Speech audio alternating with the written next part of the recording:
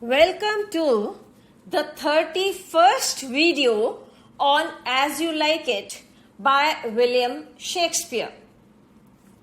नाटक as you like it, जिसके नाटककार विलियम शेक्सपियर हैं, पर बनी इस 31वीं वीडियो में आपका स्वागत है. In this 31st video, we shall see Act 3, Scene 4, Part B. इस 31वीं वीडियो में हम एक्ट 3 सीन 4 पार्ट बी देखेंगे. रोज़लिंड is deeply engrossed in the thoughts of her lover Orlando. She can think only of Orlando and nothing else.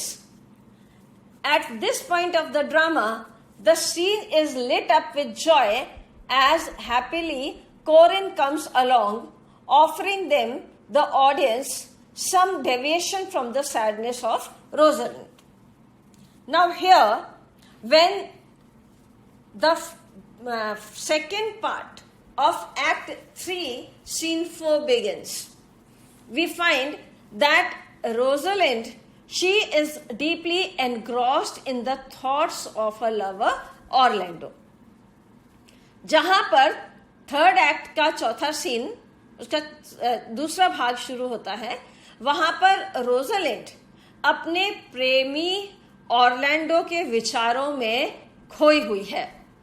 She can think only of Orlando and nothing else. She can not think of anything beyond Orlando. There is just one thing running through her head and that is her lover Orlando. यहां पर रोज़लिंड के मन मस्तिष्क में सिर्फ एक ही बात घूम रही है और वो एक बात है ऑर्लैंडो. इसके अलावा वो कुछ सोच नहीं पा रही है, उसे कुछ सूझ नहीं रहा है. At this point in the drama, the scene is lit up with joy as happily Corin comes along, offering them, the audience, some deviation from the sadness of Rosalind. Now, because this is a drama and it has to be enacted on stage, and then the moods are also to be taken into account. For that reason, we find that earlier we have seen a very sad and gloomy performance where all the characters, they are full of gloom, full of melancholy. But here we find that in this scene, Corin appears and he appears with a happy offering. यहाँ पर पिछले जो scene चल रहा था उसमें हमने देखा कि सभी पात्र दुखी हैं, परेशान हैं, निराश हैं. बहुत ही निराशाजनक, अवसादपूर्ण सा वातावरण है. ऐसे समय पर इस सीन में कोरिन का आगमन होता है और कोरिन आते ही रौनक पैदा करता है, रोशनी प्रकाश से स्टेज को भर देता है. कारण क्या है कि वो अब जो जिस तरह से इस नाटक में वार्ता करेगा वो ऑडियंस को उनके दुख से बाहर ले आएगी. Corin talks about a pageant of love which refers to Sylvius quoting the contemptuous Phoebe. Now here, Corin, he enters with something new, and that new thing is that he brings the story of Sylvius and Phoebe, and he relates it to all the other characters on the stage. यहाँ पर अभी तक जो अवसादपूर्ण वातावरण बना हुआ था, उस वातावरण को दूर करने के लिए कोरिन का आगमन होता है और कोरिन आते ही इन्हें बताता है कि यहाँ पर एक बहुत ही सुंदर रंग बिरंगा व्यक्ति है जिसका नाम सिल्वियस है और वो अपनी प्रेमिका फीब को मनाने में, उसके स्नेह का पात्र बनने में बहुत प्रयास कर रहा है. The attention is diverted to the overindulgent couple. It provides a contrast to the lovers Orlando and Rosalind. Now, when the audience listen about this, then their attention is diverted from the gloom. यहां पर जब audience, दर्शक इस परिवर्तित स्थिति को देखते हैं तो उनका ध्यान रोजलिंड वाले दुख से थोड़ा सा अलग हो जाता है. It provides a contrast to the lovers Orlando and Rosalind. और यहां पर जो हमें युगल देखने को मिलता है, प्रेमी युगल देखने को मिलता है, सिल्वियस और फीब, ये इस दूसरे प्रेमी युगल ऑर्लैंडो और रोजलिंड से बिल्कुल भिन्न है. This scene clearly shows us the depth of Rosalind's love for Orlando. On the other hand, Celia is not in love with anyone at this stage of the drama. Here we see that in this scene, Rosalind's love for Orlando, earlier we had seen Orlando's love for Rosalind. Now we see Rosalind is equally in love with Orlando. अभी तक जो पिछले कुछ videos में हमने देखा था घटनाक्रम, उसमें ऑर्लैंडो का रोजालिंड के प्रति जो प्रेम था वो देखा था. इस सीन में हम पहली बार बहुत स्पष्ट रूप से, मुखर रूप से, व्यक्त रूप से देख पा रहे हैं कि रोजालिंड अपने प्रेम की अभिव्यक्ति करती है ऑर्लैंडो के लिए. On the other hand, Celia is not in love with anyone at this stage of the drama. Then we find one more interesting factor in this scene, that is, Celia is not in love with anybody. Although all young characters are shown loving somebody or the other, Celia is absolutely not in touch with anybody and she doesn't have an inclination towards anybody. यहां पर हम छोटे बड़े सभी पात्रों के साथ ये देख रहे हैं कि वो किसी न किसी के प्रति झुकाव रखते हैं, प्रेमपूर्ण झुकाव रखते हैं. लेकिन सीलिया अभी तक की स्थिति में एक ऐसा पात्र है जिसका किसी के प्रति कोई झुकाव नहीं है, जिसे किसी भी दूसरे पात्र से प्रेम नहीं है. It adds one more variety to the list of characters created by Shakespeare. Now, at this point, we find Celia as a different person in the drama because she is different from all the other characters.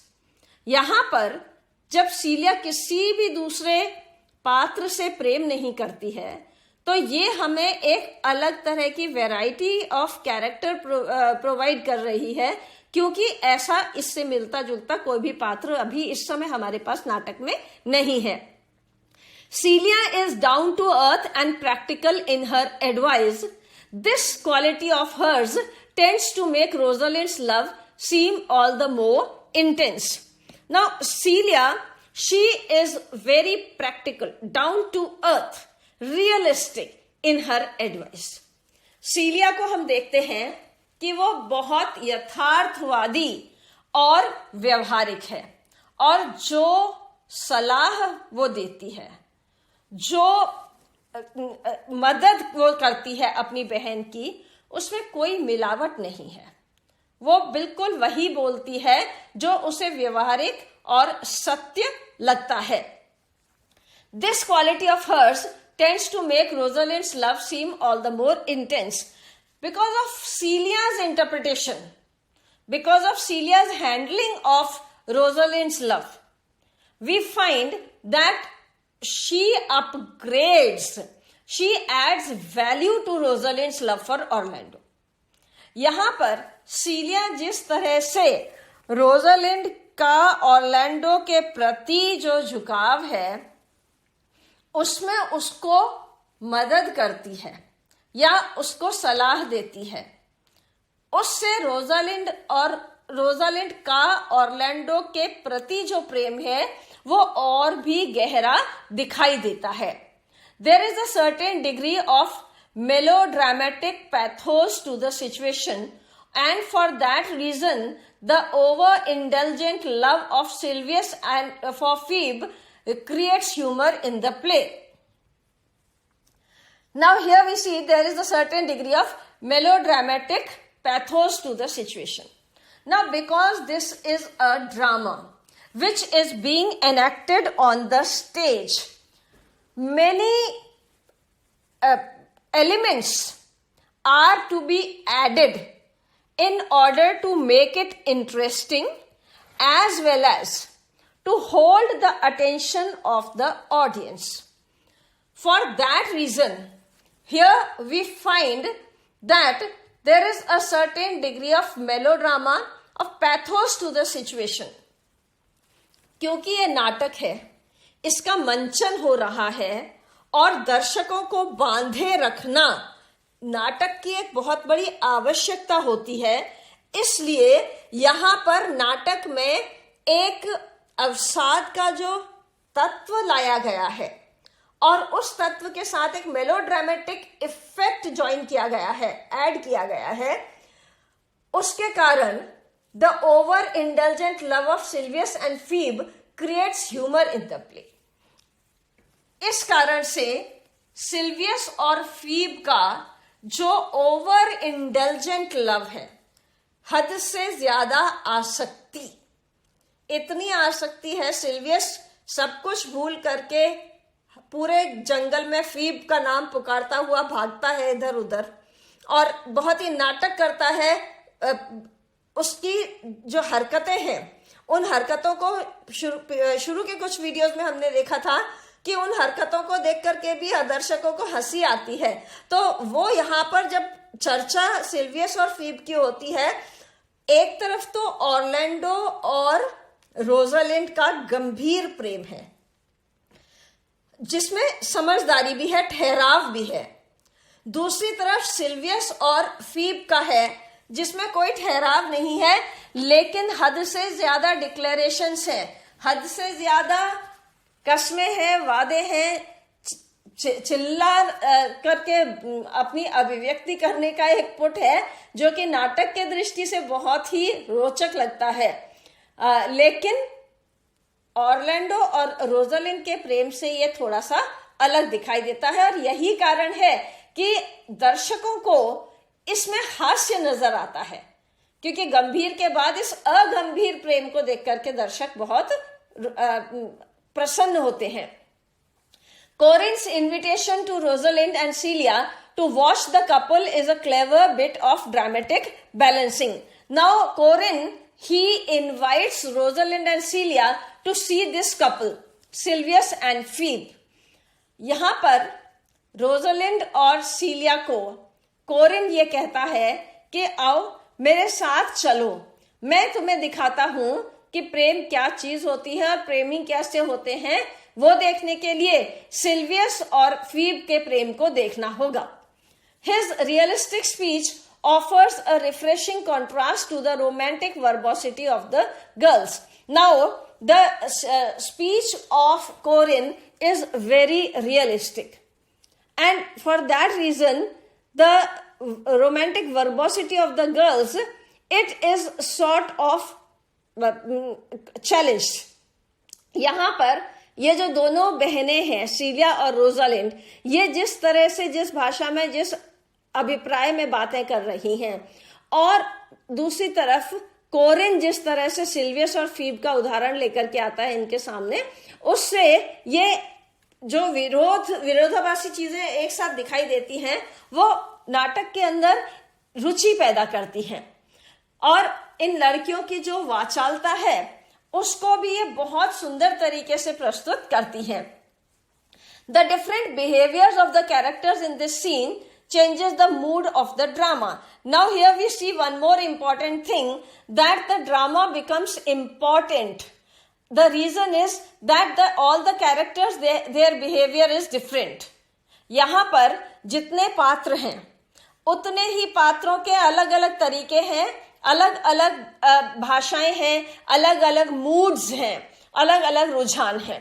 तो उस सब के कारण यहाँ पर जो मिला जुला प्रभाव इसका आता है वो बहुत रुचिकर आता है. It also throws light on Shakespeare's meticulous handling of each and every character of the play, be it major or a minor one.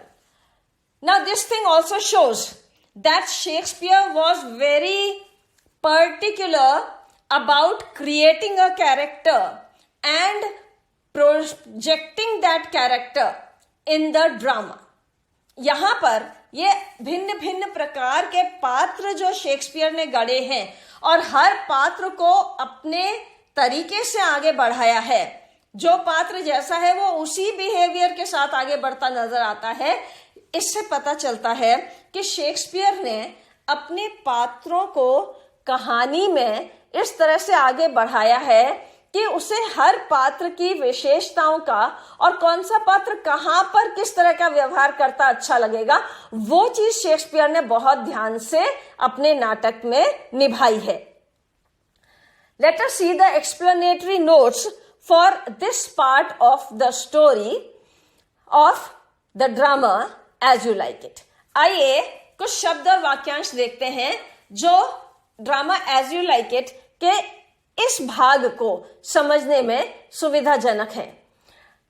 Engrossed to so interested in something that you give it all your attention. किसी काम में तल्लीन होना। Lit up to brighten or illuminate something. प्रकाश से भर देना, उजाला भर देना, दैदीप्यमान होना। Deviation, a different from what is normal or expected or from what is approved by society. समाज में स्वीकृत व्यवहार से भिन्नता या परिवर्तन। मर्यादा भंग, विचलन, नवरूढ़ी, निर्माण। Pageant, a type of public entertainment at which people dress in clothes from past times and give outdoor performances of scenes from history. लोक आमोद प्रमोद का एक प्रकार जिसमें लोग पुराने युग की वेशभूषा में इतिहास के प्राचीन दृश्यों का खुले में अभिनय करते हैं। झांकी या शोभा यात्रा। Here we see Sylvius and Phoebe. They are being referred to as a pageant.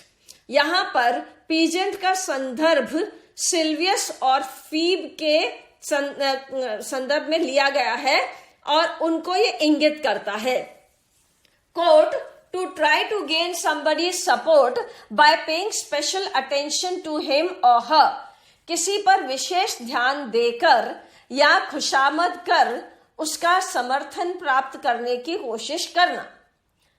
Contemptuous, manifesting, feeling or expressing deep hatred or disapproval. तिरस्कारपूर्ण. Contemptuous means when you do not pay any respect to anybody. Advice, an opinion that you give somebody about what he or she should do.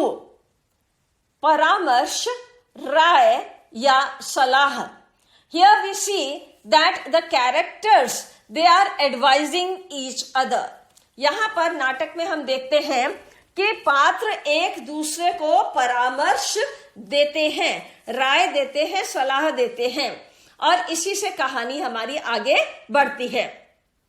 Intense, very great, strong और serious, बहुत अधिक, उग्र या गंभीर या गहराई युक्त। Melodramatic, used about a person's behavior, making things seem more exciting or serious than they really are. व्यक्ति का आचरण अवास्तविक रूप से उत्तेजक, सनसनीखेज। Here we see that the relationship of Sylvius and Phoebe, they are in a melodramatic mode. यहां पर सिल्वियस और फीब का जो प्रेम दिखाया गया है ये मेलोड्रामेटिक है। Pathos, the power of performance, description etcetera to produce feelings of sadness और पिटी। साहित्य में विषाद या करुणा के भावों को उत्पन्न करने वाला प्रदर्शन या वर्णन। overindulgent, allowing someone to have more of something enjoyable than is good for them. Asakt. Overindulgent means that something that you are indulged in is running beyond its limit. Over indulgent का मतलब है कि किसी चीज के प्रति आप भाग रहे हैं, आप उसको अपनी सीमा से अधिक महत्व दे देते हैं या उस दिशा में आप अपनी सीमा से अधिक भागना शुरू कर देते हैं. Invitation, the act of inviting somebody और बीइंग इन्वाइटेड. किसी को निमंत्रित करने या किसी के द्वारा निमंत्रित होने की क्रिया. निमंत्रण. A written or spoken request to go somewhere or do something. किसी स्थान पर जाने या कुछ करने का लिखित या मौखिक अनुरोध या न्योता. Clever, able to learn, understand or do something quickly and easily. Intelligent. Chatur, sayana, buddhiman. Used about things, ideas, etc.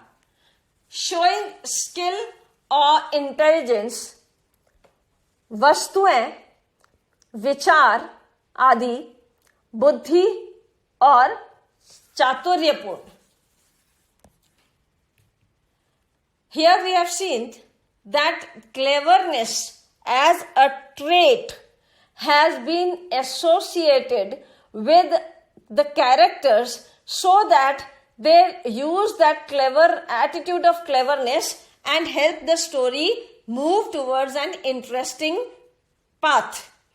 यहाँ पर ये जो क्लेवर, बुद्धिमान या चतुर पात्र अपना रोल प्ले कर रहा है, वो इसलिए कि हर पात्र अपने दिशा में आगे बढ़ने के लिए अपनी क्लेवरनेस के साथ उसको और संबल प्रदान करे. ड्रामेटिक, नोटिसेबल और sudden and often surprising. Dramatic का मतलब है अकस्मात होने वाली और प्राय आश्चर्यकारी बात. नाटकीय. एक्साइटिंग और इम्प्रेसिव. उत्तेजक या असरदार. नाटकीय. Balance, to be or to put somebody or something in a steady position so that the weight of him or her is not heavier on one side other than on the other. स्थिर या संतुलित स्थिति में करना या होना ताकि एक ओर का भार दूसरी ओर से अधिक न हो. असंतुलन की स्थिति में रखना, संतुलन की स्थिति में रखना. जब कोई चीज असंतुलित होती है. Balance here stands for the story line, the action, the content in the drama, which should be in a state of perfect equilibrium. यहां पर घटनाक्रम या पात्रों के व्यवहार में एक बैलेंस होना चाहिए, एक स्थिरता होनी चाहिए ताकि वो एक दूसरे को सपोर्ट कर सके. Realistic, sensible and understanding what it is possible to achieve in a particular situation.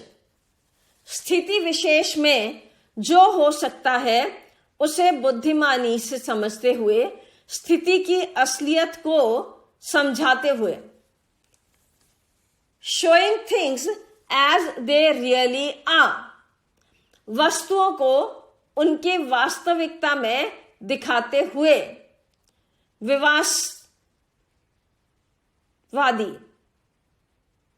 वास्तववादी.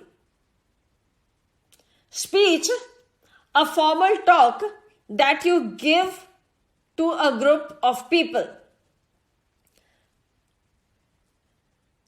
लोगों को दिया गया भाषण या व्याख्यान. The ability to speak, बोलने की शक्ति, वाक शक्ति. Romantic, having a quality that strongly affects your emotions or makes you think about love, showing feelings of love. भावुकतापूर्ण और प्रेमोद्दीपक, प्रेम दिखाने वाला, रूमानी.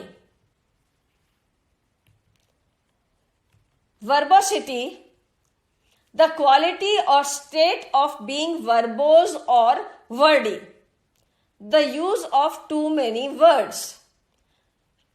शब्द बाहुल्य, शब्दांडरपूर्ण. Meticulous, giving or showing great attention to detail. Very careful, ब्यौरों पर बहुत ध्यान देने वाला या ब्यौरों को बहुत ध्यान से दिखाने वाला. बहुत सतर्क, अति सावधान. Here we have seen that Shakespeare has created the characters, even the minor characters, very meticulously. यहाँ पर हमने ये देखा है कि शेक्सपियर ने इस नाटक के जो पात्र गढ़े हैं वो इतने मेटिकुलसली, इतनी सतर्कता से गढ़े हैं कि हर एक पात्र को शेक्सपियर ने पूरा महत्व दिया है और उसे सही स्थान पर सही आकार प्रकार दिया है. Here we see that Shakespeare has given due weightage and due structure to each and every character that he has produced. Handle, to deal with or to control somebody or something. किसी काम को निपटाना या नियंत्रित करना. Major, very large, important or serious. Main characters around whom the storyline of the plot revolves in a literary creation. बहुत बड़ा, महत्वपूर्ण या गंभीर साहित्यिक रचना का मुख्य पात्र जिनके इर्द गिर्द कहानी का पूरा घटनाक्रम चलता है, पूरा घटनाक्रम चलता है. Minor, not very big, serious or important. When compared with others, those small characters in a literary creation who are important only as they associate with the major characters to maintain their existence. जो अधिक बड़ा, गंभीर या आवश्यक न हो, औरों की तुलना में गौण, छोटा, कम महत्वपूर्ण. साहित्यिक रचना में गढ़े गए छोटे पात्र जो बड़े या मुख्य पात्रों के इर्द गिर्द रहकर अपना अस्तित्व बनाए रखते हैं. Here we see that the major characters, they sustain themselves. They can hold on to themselves. But the minor characters, they cannot hold on to themselves all by themselves. यहाँ पर जो बड़े पात्र हैं वो अपने आप को अपनी जमीन पर खड़ा कर लेते हैं, लेकिन जो छोटे पात्र हैं वो अपने आप को अपने अस्तित्व के साथ खड़े नहीं हो सक रहे हैं, इसलिए ऐसे पात्रों को दूसरी जगह पर, दूसरी स्थिति में पनपने के लिए रास्ते दिए गए हैं। तो यहां पर जो मेजर और माइनर कैरेक्टर्स हैं, इन दोनों तरह के कैरेक्टर्स को हमें ध्यानपूर्वक देखना है और समझना है। Here we have seen Act 3, Scene 4, Part B. Kindly see the story that follows in the next video. The drama continues still further. अभी हमने Act 3, Scene 4 का Part B देखा था। नाटक की कहानी अभी इससे आगे और है, इसलिए इसके बाद वाले जितने भी वीडियोस हैं वो भी देखें, ताकि आपको पूरे नाटक की कहानी अच्छे तरीके से समझ में आ जाए। Kindly see the next video. कृपया अगली वीडियो भी देखें। थैंक यू, धन्यवाद।